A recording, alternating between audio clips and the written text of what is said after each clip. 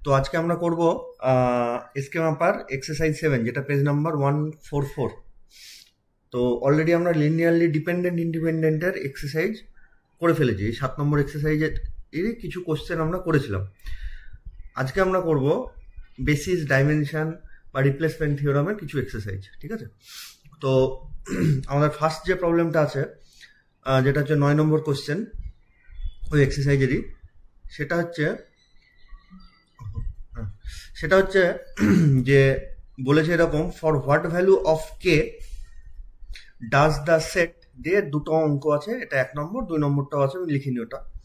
তাহলে for what value of K does the set, যে second ব্র্যাকেটের মধ্যে ফার্স্ট কম্পোনেন্ট আছে k11, পরের কম্পোনেন্ট আছে 1k1, তারপরে 11k, form a basis of R3। ঠিক আছে, মানে কে এর কোন ভ্যালুর জন্য এরা বেসিস তৈরি হয়ে যাবে R3 এর। তো আমরা দেখো অলরেডি আগে পড়েছি R3, তাহলে এর ডাইমেনশন হচ্ছে 3। ঠিক আছে, তাহলে এর যে কোনো বেসিসে 3টে করে ভেক্টর থাকবে। ঠিক আছে, এটা একটা থিওরাম ছিল। আরও একটা থিওরাম ছিল যে এর ডাইমেনশন 3, এর ভেতরে আছেও 3টে ভেক্টর। তাহলে এটা যদি এর বেসিস হতে চায়, তাহলে অনলি লিনিয়ারলি ইন্ডিপেন্ডেন্ট দেখিয়ে দিলেই হবে। মানে এই সেটটা R3কে স্প্যান করছে কিনা সেটা দেখানোর আর দরকার নেই। তাহলে মধ্যে কথা, এখানটায় ডাইমেনশন 3, এখানে নাম্বার অফ ভেক্টরসও 3। তাহলে যদি এটা লিনিয়ারলি ইন্ডিপেন্ডেন্ট হয়, তাহলে এটা অটোমেটিক্যালি এর বেসিস হয়ে যাবে। লিনিয়ারলি স্প্যান করছে কিনা দেখানোর দরকার নেই। ঠিক আছে, তাহলে লিনিয়ারলি ইন্ডিপেন্ডেন্ট দেখানোর আমাদের সহজ পদ্ধতি হচ্ছে ডেড ভ্যালু টা বের করা। তো যদি লিনিয়ারলি ইন্ডিপেন্ডেন্ট হয়, তাহলে দেখো ভালো করে মনে করে, দেখো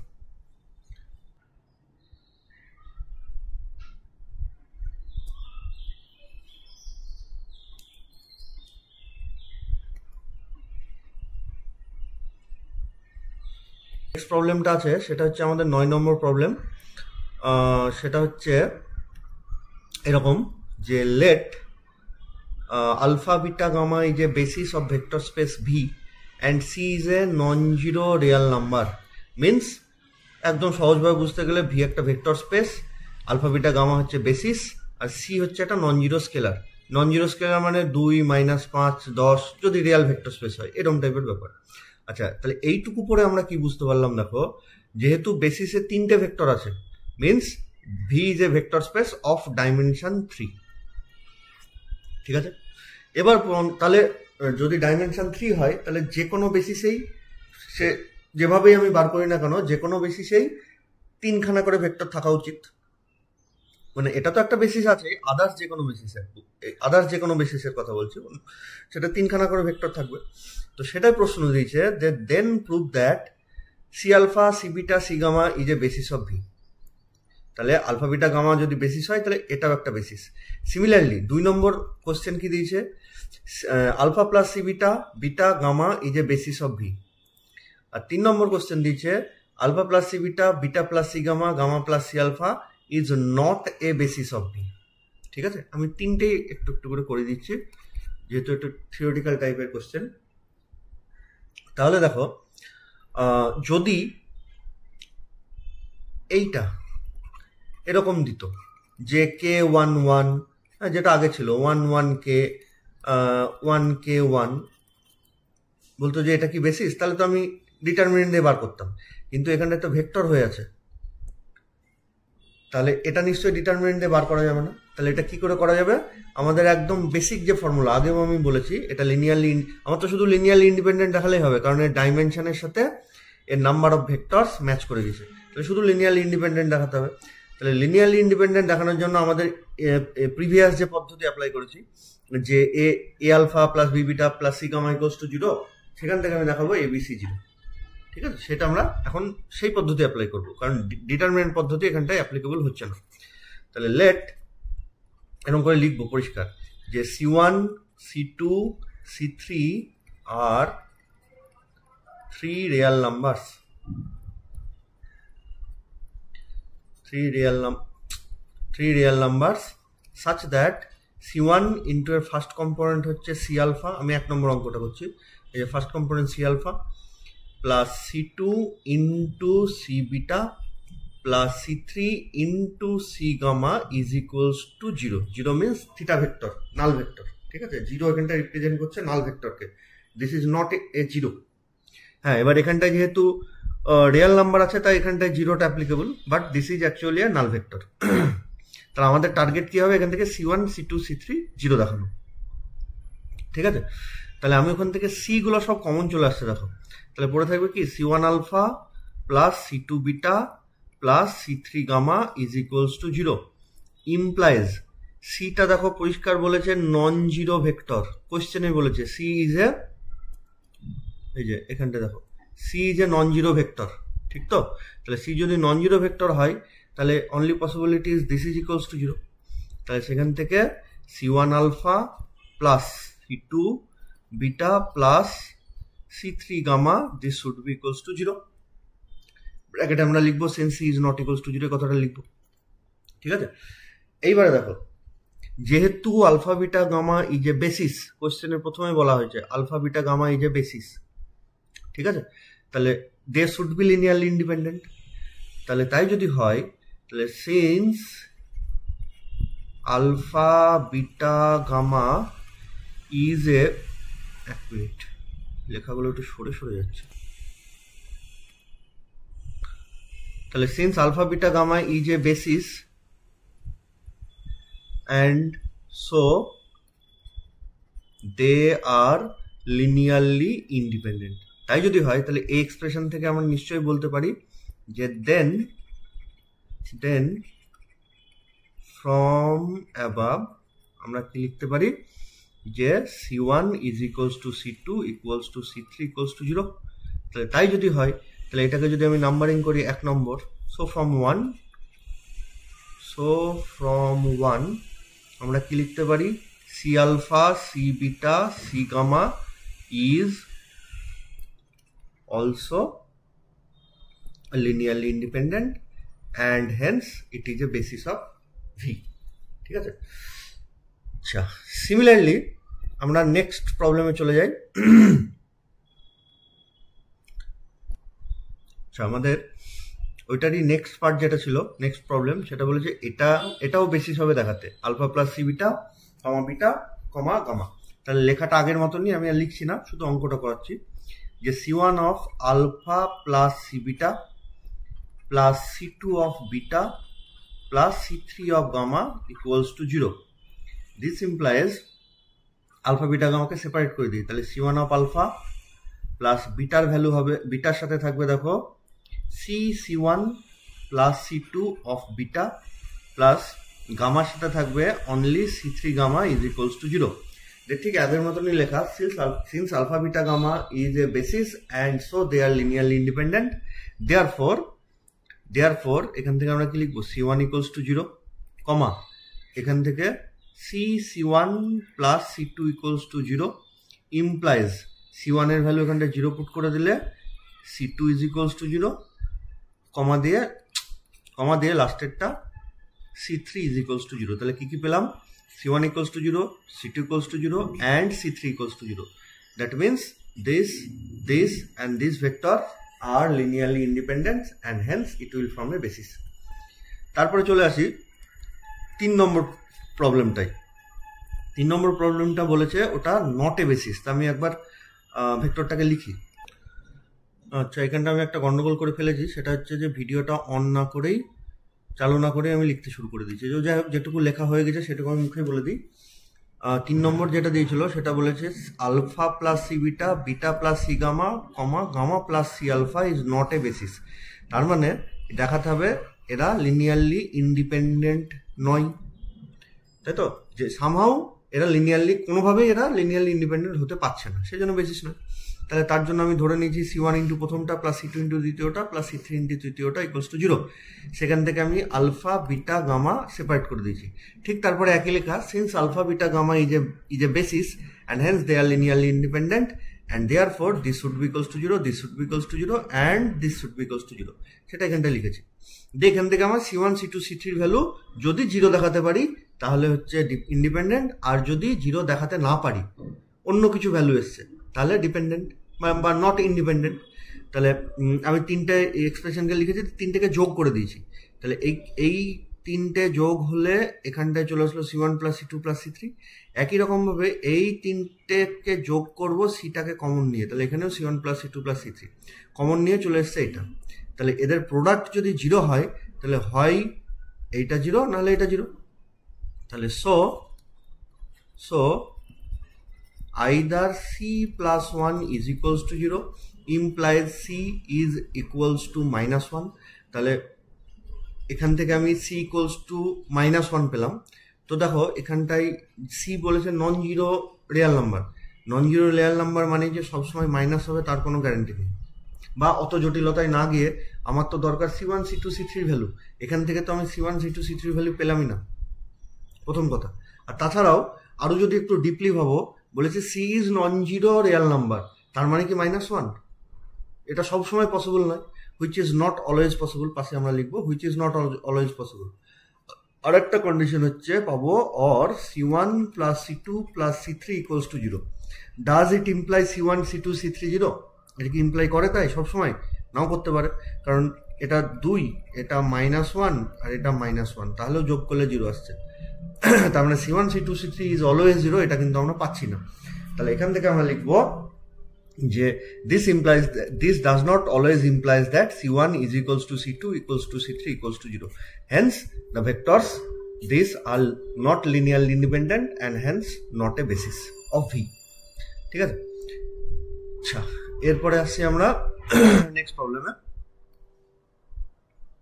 নেক্সট হচ্ছে আমাদের যে 11 নম্বর প্রবলেমটা, যেটা বলেছে এখানটা এরকম যে if α1 α2 α3 is a basis of V, তাহলে এইটুকু পরে আমি কি বুঝতে পারবো যে ভি এর ডাইমেনশন হচ্ছে 3, যেহেতু বেসিসে 3টে ভেক্টর আছে। বেশ, and β1 equals to α1 plus α2, similarly β2 দিয়েছে, সিমিলারলি β3 দিয়েছে। দে কোশ্চেন যেটা দিয়েছে আমি পুরোটা লিখে নিই। এরকম বলেছে যে prove that β1 β2 β3 is also a basis of V. তাহলে দেখো ভি এর ডাইমেনশন 3, এখানে আছেও 3টে ভেক্টর, তাহলে এ যে ভি কে লিনিয়ারলি স্প্যান করে সেটা দেখানোর দরকার নেই, যেহেতু ডাইমেনশন এর সাথে নাম্বার অফ ভেক্টরস ম্যাচ করে গেছে। শুধু কি দেখাবো, this set of vectors is linearly independent. এবার যেহেতু এদের ভ্যালু মানে কম্পোনেন্ট হিসাবে দেওয়া নাই, 1, 2, 3 এরকম করে দেওয়া নেই, তার মানে এদের আমরা initial method C1 C2 C3 তিনটে নন জিরো কনস্ট্যান্ট ধরে নেবো, দিয়ে তাদের ভ্যালু 0 দেখাবো। তাহলে আমি আর লিখছি না ব্যাপারগুলো, যে ওরকম লেখাগুলো আগেই লিখতে হবে ওরকম। Now C1 β1 plus C2 β2 plus C3 β3 is equals to 0 implies C1 of β1 এর ভ্যালু α1 প্লাস α3 প্লাস C2 β2 এর value 2α1 plus 3α2 plus 4α3 plus C3 of পরেরটা হচ্ছে α1 plus 2α2 plus 3α3, this would be equals to 0. This implies that আমি এবার separate করে নিই α1 α2 α3। কেন? কারণ যেহেতু α1 α2 α3 বেসিস, তাহলে তাদের লিনিয়ার কম্বিনেশনে লিখলে কনস্ট্যান্ট 0 লেখার সুবিধাটা আমরা পাবো। তাহলে পরের লাইনে আমরা যদি α1 কে কমন নিই তাহলে কি দাঁড়াচ্ছে, α1 অফ C1 পরেরটা থেকে প্লাস 2C2, তারপরেরটার থেকে প্লাস C3 প্লাস α2 যদি কমন নিই তাহলে α2 প্রথমে নেই, এখান থেকে আসছে 3C2 আর পরেরটা থেকে আসছে 2C3, অ্যান্ড α3 যদি কমন নিই তাহলে C1 plus 4C2 plus 3C3 is equals to 0. Now since α1 α2 α3 are basis and hence they are linearly independent, therefore আমরা পরের লাইনে আমি যে বক্তব্যগুলো বলছি সেগুলো কিন্তু খাতায় লিখতে হবে। হ্যাঁ, therefore আমরা এখান থেকে পাবো C1 plus 2C2 plus C3 is equals to 0। পরেরটা পাবো C1 তো নেই, তাহলে 0C1 লিখে দিই, 0C1 plus 3C2 plus 2C3 is equals to 0, and লাস্টেরটা থেকে C1 plus 4C2 plus 3C3 equals to 0। এখান থেকে আমার দেখাতে হবে C1 C2 C3 ভ্যালু 0। তাহলে এটা তো হোমোজিনিয়াস ইকুয়েশন। হোমোজিনিয়াস ইকুয়েশনের একটা সলিউশন অবভিয়াসলি 0 0 0 থাকে। যদি একটা ছাড়া অন্য কোনো সলিউশন থাকে তবে সেগুলো নন জিরো সলিউশন হয়, মানে C1 C2 C3 value non zero পাবো। তাহলে যদি ইউনিক সলিউশন থাকে, আমরা সিস্টেম অফ লিনিয়ার ইকুয়েশনে পড়েছি এগুলো, যে যদি ইউনিক সলিউশন থাকে তবেই C1 equals to C2 equals to C3 equals to 0 হবে। আর যদি ইউনিক সলিউশন না থাকে তাহলে 0 0 0 ছাড়া অন্য কোনো রকমের ভ্যালু বেরোবে, ঠিক তো?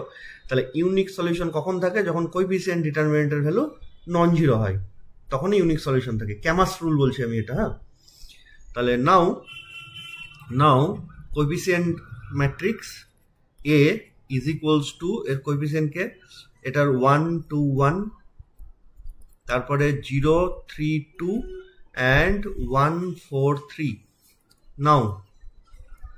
নাও determinant of A is equals two, তাহলে যদি ভেঙে দিই তাহলে 1 ইন্টু থাকবে 3 3 9 মাইনাস 4 2 8, তার মানে 1। আচ্ছা, আমি ডিটারমিনেন্টটা লিখছি না, ডিরেক্ট লিখে দিচ্ছি। 3 3 9 মাইনাস 8 মানে 1, তারপরে মাইনাস 2 অফ ডিটারমিনেন্ট কে হবে 2 ইন্টু 1 মানে 2 মাইনাস 0, তার মানে ইন্টু 2, তারপরে লাস্টেরটা হবে 1 ইন্টু এই ডিটারমিনেন্টটুকু, তার মানে 0 মাইনাস 3 মিনস মাইনাস 3। তাহলে এদের ভ্যালু কত হলো? 1 মাইনাস 4 মাইনাস 3, তার মানে minus 6, which is not equals to 0। So C1 equals to C2 equals to C3 should be equals to 0, কারণ 0 ছাড়া এর আদার্স কোনো সলিউশন থাকতেই পারে না, যেহেতু এর কোএফিসিয়েন্ট ডিটারমিনেন্ট নন জিরো চলে এসছে। So the vectors are linearly independent, এই কথাটা লিখবো আর কি। So the vectors are linearly independent and hence they will form a basis of V. আচ্ছা, তারপর নেক্সট প্রবলেম দেখি। তাহলে আমাদের নেক্সট যে প্রবলেমটা সেটা হচ্ছে 13 নম্বর প্রবলেম। এর দুটো আছে, আমি একের অঙ্কটা করে দিচ্ছি, দুয়েরটা নিজেরা করবে। যেগুলো আমি করাচ্ছি না সেগুলো বাদ তা কিন্তু নয়, তোমরা নিজেরা করবে। তো একের অঙ্কটা কি বলেছে? 13-1, find basis of R3 that contains the vector this. ঠিক আছে, তাহলে আমরা আগেও এরকম এক্সাম্পল করেছি যে কোনো একটা ভেক্টর স্পেসের বেসিস যার মধ্যে উল্লেখ করে দিয়েছে যে এই দুটো ভেক্টর থাকাই চাই, তাহলে তখন আমরা রিপ্লেসমেন্ট থিওরাম দেবো। মাথায় এটা ভালো করে বসিয়ে নেব, ঠিক আছে? তাহলে তার জন্য আমরা প্রথমেই নেব স্ট্যান্ডার্ড বেসিস অফ, যেহেতু R3 বলেছে তাহলে স্ট্যান্ডার্ড বেসিস অফ R3টা কি আমরা লিখে নেব। স্ট্যান্ডার্ড বেসিস অফ R3 কি? 1 0 0 0 1 0 0 0 1। নাও যেহেতু এইটা হচ্ছে R3, আচ্ছা এটা আমি একটা নাম দিয়ে দিই, সে S1। তাহলে S1 যেহেতু R3 এর বেসিস, তাহলে R3 এর যে কোনো ভেক্টরকে S1 এর ভেক্টরের লিনিয়ার কম্বিনেশনে লেখা উচিত, স্প্যান করে যেহেতু, তাহলে লেখা উচিত। তাহলে এটা এই ভেক্টরটাকে এদের লিনিয়ার কম্বিনেশনে লিখতে পারা অবশ্যই উচিত। তাহলে সেটা কেমন করে লিখবো? 1 2 1, যেহেতু স্ট্যান্ডার্ড বেসিস পেয়েছি, আগেও আমি বলেছি তবু আরেকবার রিমাইন্ডার দিয়ে দিচ্ছি, কেমন করে এটা দেখেই বুঝতে পারবো এদের লিনিয়ার কম্বিনেশন কি হবে। এটা তো তিনটে স্ট্যান্ডার্ড বেসিসের কম্পোনেন্ট, তিনটে ভেক্টর। তাহলে আমাকে যে ভেক্টরটা দিয়েছে তার ফার্স্ট কম্পোনেন্ট 1। তাহলে দেখো এই যে স্ট্যান্ডার্ড বেসিসের যে তিনটে ভেক্টর, তার একমাত্র ফার্স্ট ভেক্টরটাই প্রথম কম্পোনেন্টটা হচ্ছে নন জিরো, বাকি সেকেন্ড ভেক্টরের প্রথম কম্পোনেন্ট জিরো, থার্ড ভেক্টরের প্রথম কম্পোনেন্ট জিরো। তাহলে এই যে এলিমেন্টটা আসবে, এই যে এইটা আসবে, সেটা আসবে কিন্তু ফার্স্ট ভেক্টর থেকেই, বাকিগুলো তো সব ফার্স্ট কম্পোনেন্ট জিরো। তাহলে কি করে আসবে? 1 ইন্টু ফার্স্ট ভেক্টর।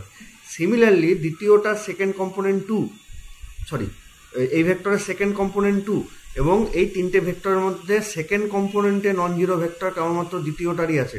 তাহলে এই দুইটা আসবে কিন্তু এই ভেক্টরের হেল্পে। তাহলে সেটা কেমন লিখবো? 2 ইন্টু, সিমিলারলি পরেরটা 1 ইন্টু।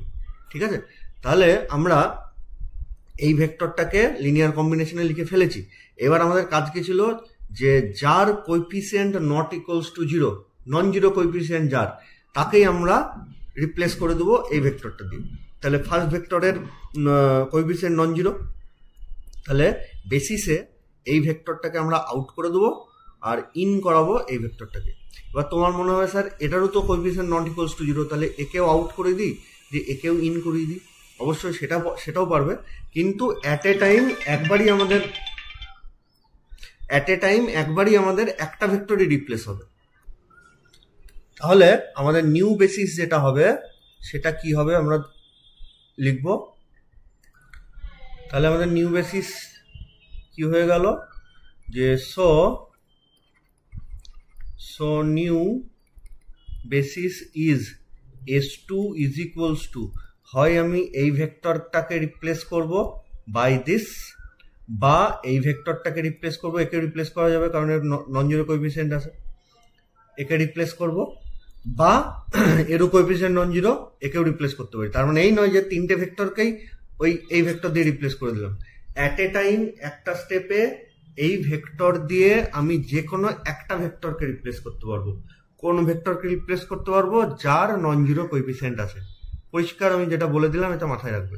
তাহলে ধরো আমি প্রথম ভেক্টরটাকে রিপ্লেস করে দিচ্ছি, তাহলে হচ্ছে 1 2 1 কমা দিয়ে 0 1 0 তারপরে 0 0 1। এবার তোমাদের মনে কোশ্চেন আসবে, স্যার সবারই অ্যান্সার তো তাহলে সেম হবে না। অবভিয়াসলি সেম আসবে না। কেন? কারণ R3 এর তো একটা বেসিস নেই, R3 এর তো প্রচুর বেসিস। তার মধ্যে তোমার একটা বেসিস, পাশের জন্য অন্য কেউ একজন অন্য কোনো ভেক্টরকে রিপ্লেস করালো, তাহলে সেটাও একটা বেসিস হতে পারে। ঠিক আছে? আচ্ছা, ঠিক তারপরে নেক্সট স্টেপে এবার দেখি কি করব।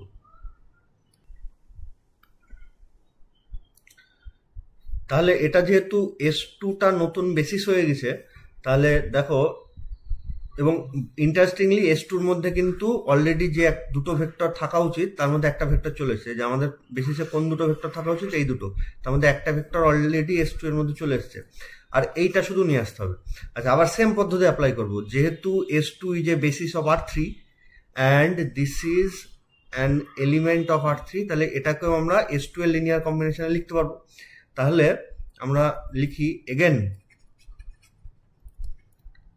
3, 6, 2 ইজ ইকুয়ালস টু, এদের হচ্ছে 1 2 1, তারপরে 0 1 0, তারপরে 0 0 1। এইবারে দেখো, আগেরটা যেমন আমি দেখেই বলতে পেরেছিলাম যে হ্যাঁ এই লিনিয়ার কম্বিনেশন হবে, কিন্তু এখানটা আমি দেখে বলতে পারবো না, কারণ এখানটায় 1 0 1 এটা নেই, ওই সুবিধাটা আমি পাচ্ছি না। তাহলে যদি আমি নাই পাই, আগেও আমরা তাই করেছিলাম যে ধরে নিই a ইন্টু এটা প্লাস b ইন্টু এটা প্লাস c ইন্টু এটা। তাহলে দিস ইমপ্লাইজ এখান থেকে ফার্স্ট কম্পোনেন্ট যোগ করলে a, বাকি ফার্স্ট কম্পোনেন্ট সবারই 0, সেকেন্ড কম্পোনেন্ট যোগ করলে 2a plus b, third component যোগ করলে a প্লাস c।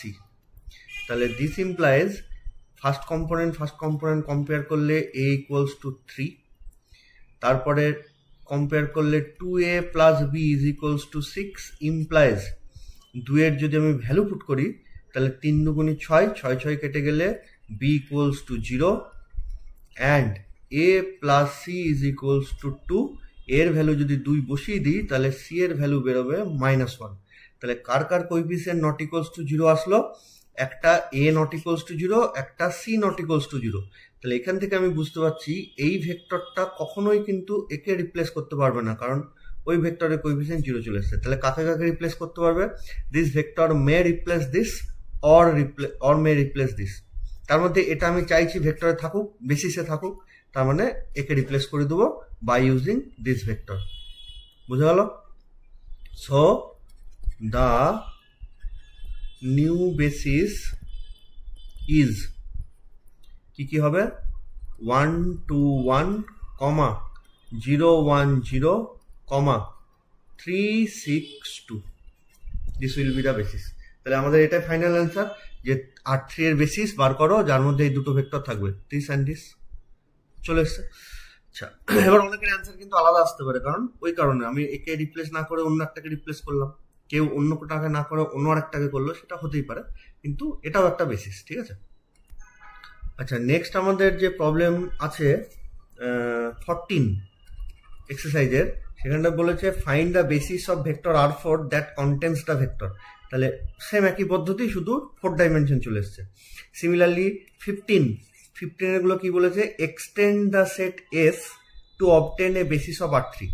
মানে ধরো প্রথমে 1 নম্বর অঙ্কটা এরকম দিয়েছে যে 1 2 1 কমা দিয়ে 2 1 1। যে কোশ্চেনটা বলেছে extend the set S to obtain A basis of R3, মানে এই সেটটাকে আরেকটা ভেক্টর লাগবে তো R3 এর বেসিস বানাতে গেলে। তাহলে বলছে যে এসটাকে এক্সটেন্ড করো R3 এর বেসিসে, তার মানে এখানটায় আরেকটা কোন ভেক্টর অ্যাড করব। তাহলে প্রপারলি যদি করতে যায় তাহলে এখানটায় এক্সটেনশন থিওরাম লাগে, কিন্তু আমরা বলেছিলাম আগে যে এক্সটেনশন থিওরাম দিয়ে আমরা যাব না, আমরা রিপ্লেসমেন্ট থিওরাম শিখেছি, রিপ্লেসমেন্ট থিওরাম দিয়ে আমরা কিন্তু এক্সটেনশন থিওরামের কাজ চালাবো। তো মোদ্দা কথা আমরা এটাই বুঝবো যে এমন একটা বেসিস অফ R3 বার করবো যার ভেতরে এই দুটো ভেক্টর থাকে। Extend the set S as a basis of R3 মানে আমরা সেটাই বুঝবো, ঠিক আছে? তাহলে আগের পদ্ধতি হয়ে গেল। সিমিলারলি 16টাও তাই, extend the basis of R4, extend the set S to obtain the basis of R4, 16টাও তাই। তাহলে ওই দুটো ভেক্টরকে কন্টেন্ট করে R4 এর বেসিস বার করতে হবে, ঠিক আছে? তাহলে ওই ডিলিশন এই কি বলে রিপ্লেসমেন্ট থিওরাম দিয়ে আমরা করে দেবো এই অঙ্কগুলো। আচ্ছা, তারপর নেক্সট আসে। আচ্ছা, আমাদের নেক্সট যে প্রবলেমটা আছে সেটা বলেছে 18 number, find dimension of subspace S of R3 defined by this. এই অঙ্ক আমরা আগেও করেছি, আবার বলে দিচ্ছি যে এই এস বলে যে সাবস্পেস দিয়েছে R3 তার ডাইমেনশন কত। তো একটা জিনিস মাথায় রাখবে, R3 এর ডাইমেনশন 3, তার মানেই আমাদের তার সাবস্পেস এস তার ডাইমেনশন 3 হবে, তার কোনো গ্যারান্টি নেই। কমও হতে পারে, সমানও হতে পারে, বেশি হবে না হয়তো, কিন্তু সমানও হতে পারে, কমও হতে পারে। তো সেটা আমরা চেক করে দেখি। আচ্ছা, তাহলে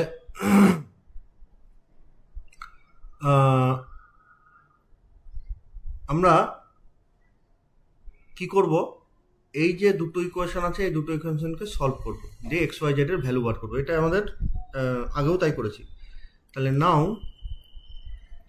x plus 2y equals to z, this implies x plus 2y minus z equals to 0, and আর একটা ইকুয়েশন, সরি এখানটা লিখলাম কেন, একটু বাম দিকে করে লিখি, এক minute.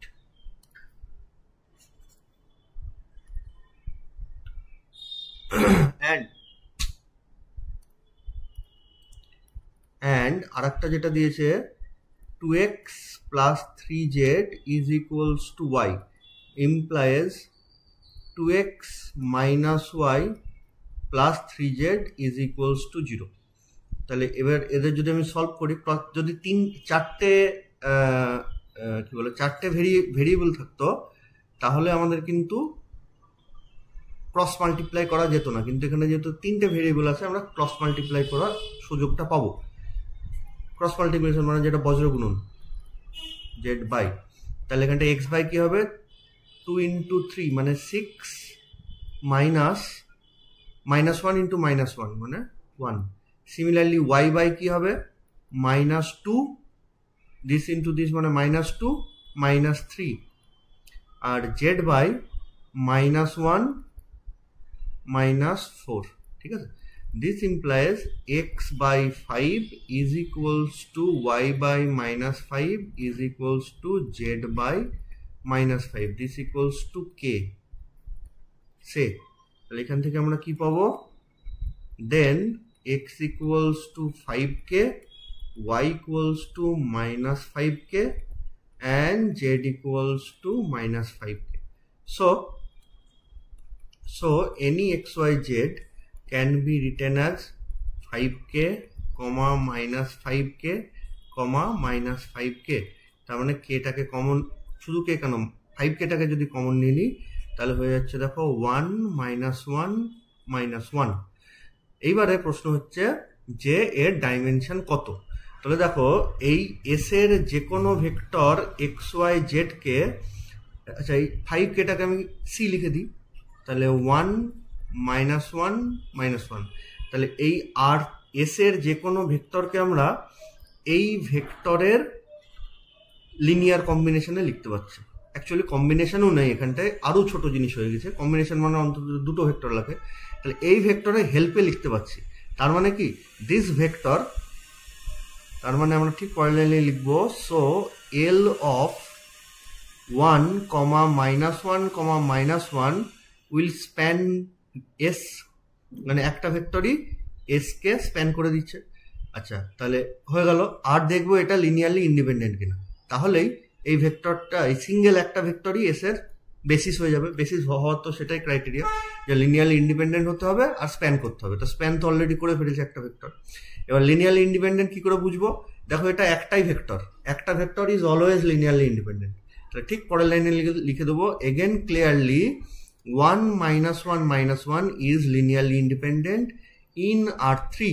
So basis of S is 1 minus 1 minus 1. তাহলে এবার কি চাইছে? ডাইমেনশন। তাহলে বেসিসে কটা ভেক্টর আছে? একটাই ভেক্টর আছে, therefore dimension of S is 1। ঠিক আছে, তাহলে আমি যেটা একটু আগে বলছিলাম যে R3 এর ডাইমেনশন 3, তার মানে এই নয় যে এর সমস্ত সাবস্পেসেরই ডাইমেনশন 3 হবে, হতে পারে ওর কম বা সমান, বেশি হবে না। তাহলে এখানটাই দেখো আমাদের ডাইমেনশন 1 চলে এসছে। ঠিক আছে, গেল এটা।